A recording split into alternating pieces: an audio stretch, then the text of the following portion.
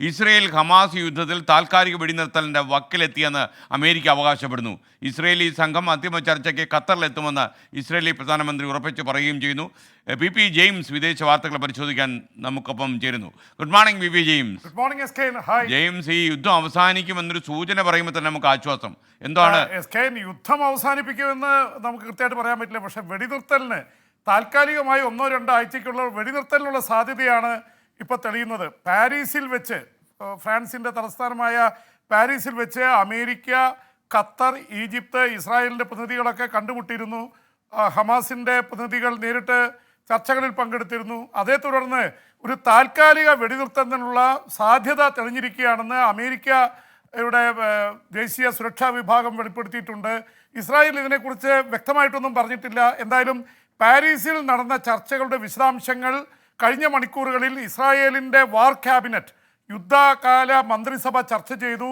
ഇതേ തുടർന്ന് അന്തിമ ചർച്ചകൾക്കായി ഖത്തറിലേക്ക് ഇസ്രായേലി സംഘം പുറപ്പെട്ടിരിക്കുന്നു. ഇത് തന്നെ ഒരു സൂചനയാണ്. പ്രത്യേകിച്ച് 100-ലേറെ ബന്ദികളെ ഇനിയും വിട്ടയക്കാനുണ്ട്. അതിൽ കുറേ പേര് ഇസ്രായേലി ആക്രമണത്തിലെയും അല്ലാതെയും കൊല്ലപ്പെട്ടിട്ടുണ്ട്. 134 പേരാണ് ഉണ്ടായിരുന്നത്.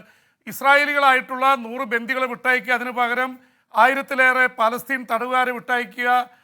ഒപ്പം തന്നെ ഇസ്രായേലി സൈനികർ അവിടെ നിന്ന് പിന്മാറണമെന്ന ആവശ്യം ഇസ്രായേൽ തള്ളിയിരിക്കുകയാണ്. എന്തായാലും ഇസ്രായേൽ സൈന്യം നിലനിന്നുകൊണ്ട് തന്നെ ഒരു താൽക്കാലിക വെടിനിർത്തലിനുള്ള സാധ്യത തെളിഞ്ഞിരിക്കുന്നു. സ്വാഭാവികമായിട്ട് റഫേൽ 10-14 ലക്ഷം പേര് ഉണ്ട്. അവിടെ എന്ത് വില കൊടുത്തും ആക്രമിക്കുമെന്നുള്ള നിലപാടിൽ തന്നെയാണ് ഇസ്രായേൽ. അപ്പോൾ യുദ്ധത്തിൽ നിന്ന് പിന്മാറുന്നില്ല. പക്ഷേ താൽക്കാലിക വെടിനിർത്തലിനുള്ള സാധ്യത തെളിഞ്ഞുവെന്ന് അമേരിക്ക വെളിപ്പെടുത്തിയിരിക്കുന്നു. ഇസ്രായേൽ എതിർത്ത് പറഞ്ഞിട്ടില്ല. ഹമാസ് ആണെങ്കിൽ അതിൽ മൗനം പാലിക്കുകയും ചെയ്യുന്നു. അതുകൊണ്ട് ഒരു സാധ്യത തെളിഞ്ഞു എന്നുള്ളത് ആശ്വാസകരമായിട്ടുള്ള കാര്യമാണ്. പക്ഷേ നമ്മളെയൊക്കെ അത്ഭുതപ്പെടുത്തുന്നത് ഇവിടെ ഒരു സമാധാനത്തിനുള്ള സാധ്യത തെളിയുമ്പോഴും ഹൂതികളും അമേരിക്കയും തമ്മിലുള്ള പോരാട്ടം വീണ്ടും ശക്തമാവുകയാണ്. അമേരിക്കയുടെ ടാങ്കർ കപ്പലും അതുപോലെ തന്നെ ബ്രിട്ടൻ്റെ കപ്പലും ഹൂതികൾ ആക്രമിച്ചു. തിരിച്ച് അമേരിക്ക ബ്രിട്ടനുമായി ചേർന്ന് 4ാം തവണ വലിയ രീതിയിലുള്ള ആക്രമണം യമനിലെ ഹൂതി കേന്ദ്രങ്ങളിൽ നടത്തി.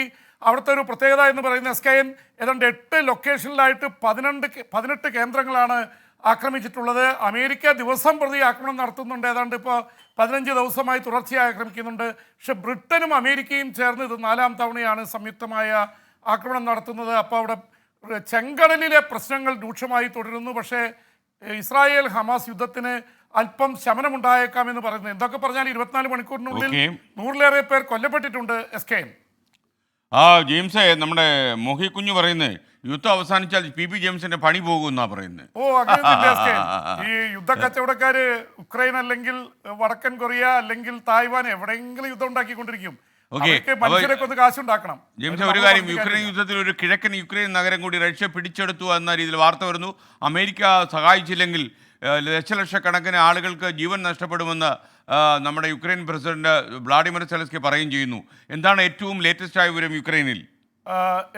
ഉക്രൈൻ പ്രസിഡന്റ് വ്ളാഡിമിർ സെലൻസ്കിയുടെ ഒരു കുറ്റസമ്മതമോ അല്ലെങ്കിൽ അദ്ദേഹത്തിൻ്റെ ഒരു ആശങ്കയൊക്കെ വളരെ വ്യക്തമായ സൂചനകളാണ്. ഉക്രൈന് അടിപതറുകയാണ്. കാരണം അദ്ദേഹം പറഞ്ഞിരിക്കുന്നത് അമേരിക്ക അടിയന്തരമായി $60 ബില്യൺ എയ്ഡ് പാക്കേജ് സെനറ്റ് പാസ്സാക്കി. ജനപ്രതിനിധി സഭ, അവിടെ ഭൂരിപക്ഷം റിപ്പബ്ലിക്കന്മാർക്കാണ്, പ്രതിപക്ഷത്തിനാണ്. ഉടനെ പാസ്സാക്കി പൈസ തരികയും സൈനിക സഹായം നൽകുകയും ചെയ്തില്ലെങ്കിൽ ദശലക്ഷക്കണക്കിന് ഉക്രൈൻകാർ കൊല്ലപ്പെടും. ഇതുവരെ ഞങ്ങൾ 2 വർഷമായി പിടിച്ചു നിന്നു. 2024-ാം തീയതി ആയിരുന്നല്ലോ 2ാം വർഷം.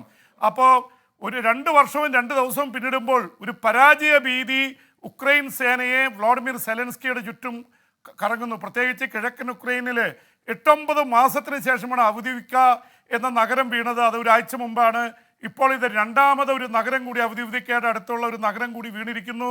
റഷ്യൻ സേന കൂടുതൽ ആക്രമണം ശക്തിപ്പെടുത്തിയിരിക്കുന്നു. വ്ളാഡിമിർ പുടിൻ മാർച്ച് 17-ന് അവിടെ ഇലക്ഷൻ നടക്കുകയാണ്. അതിൻ്റെ പശ്ചാത്തലത്തിൽ കൂടിയായിരിക്കണം ശക്തമായ ആക്രമണത്തിലേക്ക് മാറിയിരിക്കുന്നു റഷ്യ.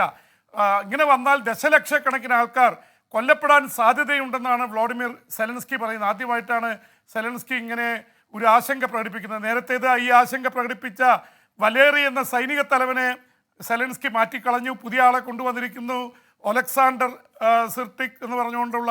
അദ്ദേഹത്തിനും ഇതിലൊന്നും പറയാൻ പറ്റാത്ത അവസ്ഥയിലേക്ക് എത്തിയിരിക്കുന്നു. ഉക്രൈൻ സൈനികർ ഒരുപാട് പേർ കൊല്ലപ്പെടുന്ന അവസ്ഥയുണ്ട്. തിരിച്ചും റഷ്യൻ സൈനികരും ഒരുപാട് പേർ കൊല്ലപ്പെട്ടിട്ടുണ്ട്. രണ്ടും കൂടി ലക്ഷക്കണക്കിന് സൈനികർ കൊല്ലപ്പെട്ടുവെന്നാണ് അനൗദ്യോഗിക കണക്ക്. മറ്റു കണക്കുകളൊക്കെ അനുസരിച്ച് 2 ലക്ഷത്തിൽ താഴെ എന്നാണ് പറയുന്നത്. എന്തായാലും യുക്രൈൻ യുദ്ധം ശക്തിപ്പെടുകയാണ് എസ്കേൻ.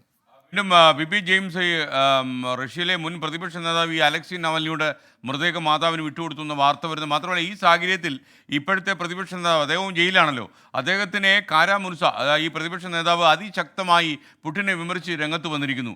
അദ്ദേഹത്തിൻ്റെ അവസ്ഥയും നവൽനിയുടെ വഴി തന്നെ ആയിരിക്കുമോ? എന്തൊക്കെയാണ് വിവരങ്ങൾ? എസ്കേൻ, റഷ്യയിൽ ഇപ്പൊ പ്രതിപക്ഷ പ്രവർത്തനം അല്ലെങ്കിൽ പുടിനെതിരെ പ്രവർത്തിക്കുക എന്ന് വെച്ചാൽ തല പോവുക എന്നാണ് അർത്ഥം. കൊന്നുകളയും. ഒന്നില്ലെങ്കിൽ നോവിച്ചോക്ക് പോലെയുള്ള സോവിയറ്റ് യൂണിയന്റെ കാലത്തെ വിഷം കുത്തിവെച്ച് കൊല്ലും, ഇല്ലെങ്കിൽ കൊല്ലാക്കൊല ചെയ്യും, ഇല്ലെങ്കിൽ ആരെ കൊണ്ടെങ്കിലും വെടിവെച്ച് കൊല്ലും, അല്ലെങ്കിൽ വിമാനാപകടത്തിൽ കൊല്ലും, അല്ലെങ്കിൽ ജനലിൽ നിന്ന് പുറത്ത് കളയും. ഒരു സൈക്കോപാത്തിന്റെ രീതിയിൽ റഷ്യൻ പ്രസിഡന്റ് വ്ളാഡിമിർ പുടിൻ പെരുമാറുന്നു എന്നാണ് പ്രതിപക്ഷം ആരോപിക്കുന്നത്. എസ്കേൻ, എന്തായാലും അദ്ദേഹത്തിൻ്റെ എതിരിട്ടിട്ട് ആർക്കും റഷ്യയിൽ ജീവിക്കാൻ പറ്റാത്ത അവസ്ഥയിൽ എത്തിയിരിക്കുന്നു. റഷ്യ ഒരു ഏകാധിപത്യ രാജ്യമായി. പല രാജ്യങ്ങൾ അങ്ങനെയാണ്.